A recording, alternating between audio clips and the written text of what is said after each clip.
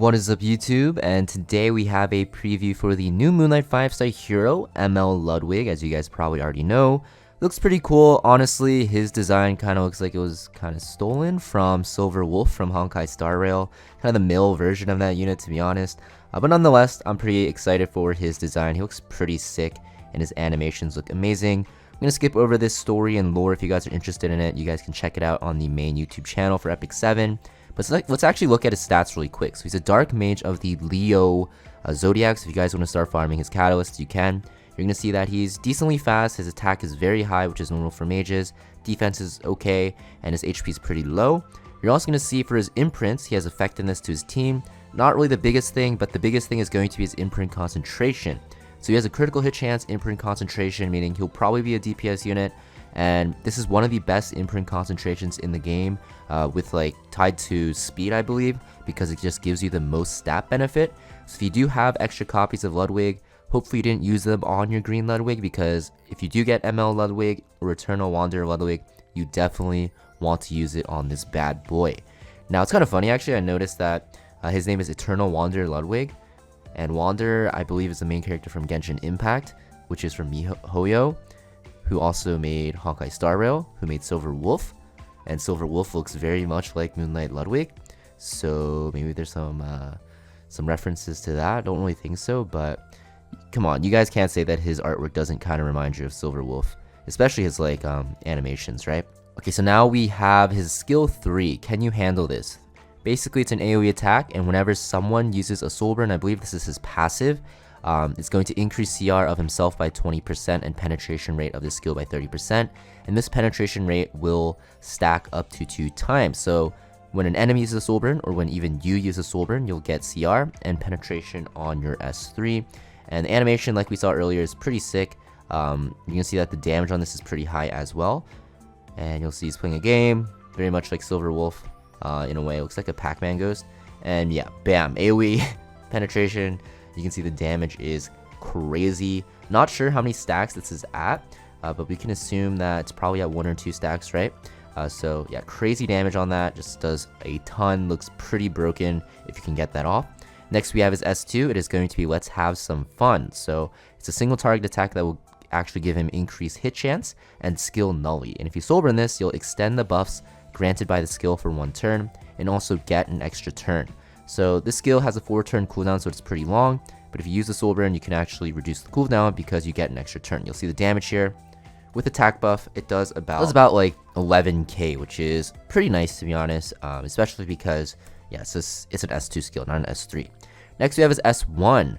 How trivial. It's a single target attack that will increase his attack for 1 turn, and this also has a Soulburn. So if we look back, his S2 has a Soulburn, and if we actually get his S1, it also has a Soulburn. So he's the first unit in the game ever in Epic 7 to actually have 2 Soulburns in his skill. And his S1 Soulburn is the same thing. It'll extend the duration of the buffs granted by the skill by 1 turn and grant an extra turn. So his S1 is a single target attack that gives him an attack buff. So most likely I'd say you're going to S1 first with the Soulburn and then S2 after. So you have the attack buff for the extra damage.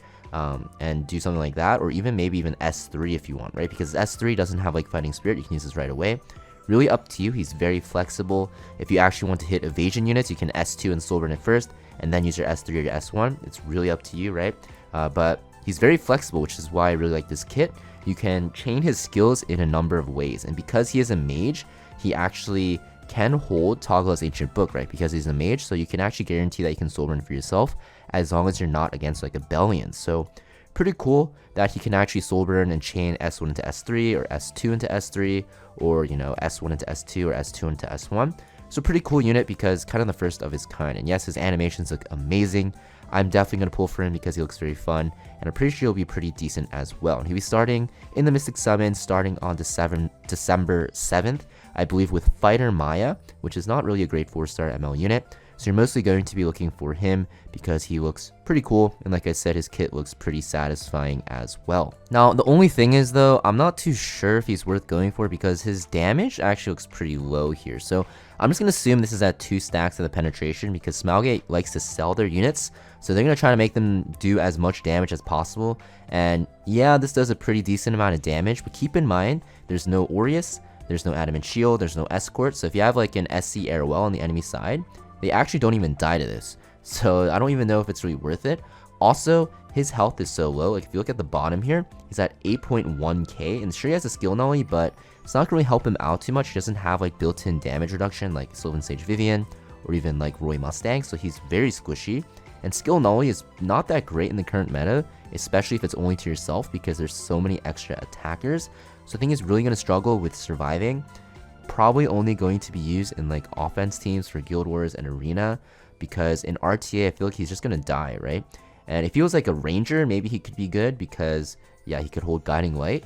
But he is like so squishy, it looks like his base stats are pretty bad too, right? The only thing that's high for him, not even like super high, is like defense, but his health is like abysmal, and his speed isn't like super fast, so he can't really open. He's only at 112, so I think he's gonna have a lot of problems. I think he will be very fun to use on offense teams and Guild Wars, like I said, but in RTA, I highly doubt he'll be good because of the fact that he is very reliant on taking the first turn, surviving, and just going against a slow team, to be honest, right?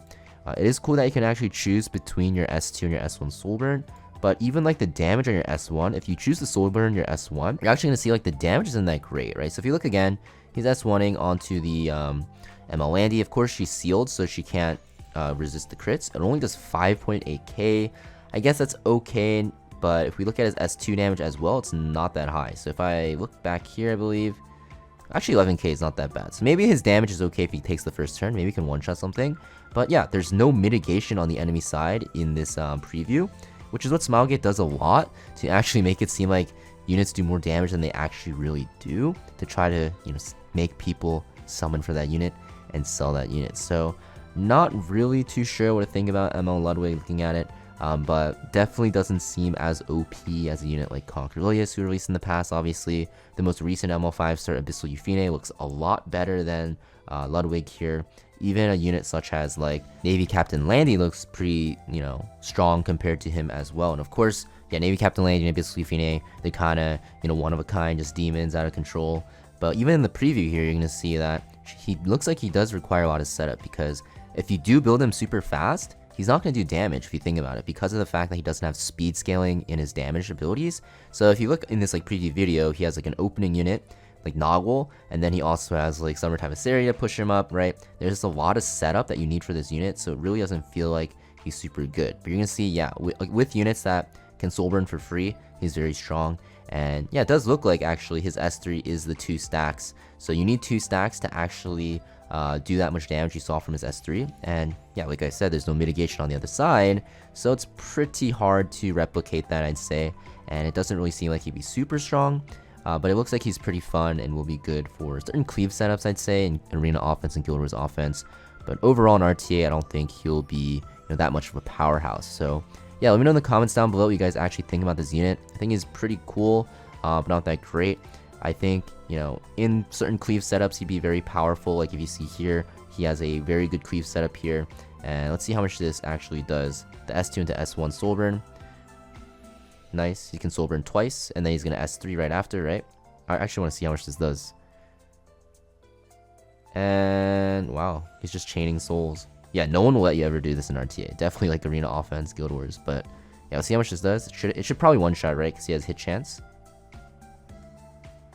And it does, yeah. So yeah, unless you're playing him in like Arena offense and Guild Wars offense with multiple souls, it's gonna be very hard to actually make this work, because there's a lot of counters to this. So yeah, let me know in the comments down below if you're gonna pull for him and how excited you are for this unit. I'm pretty excited.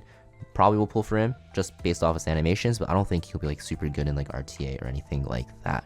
Pretty much it for this video though, guys, and I'll see you guys next video. Peace.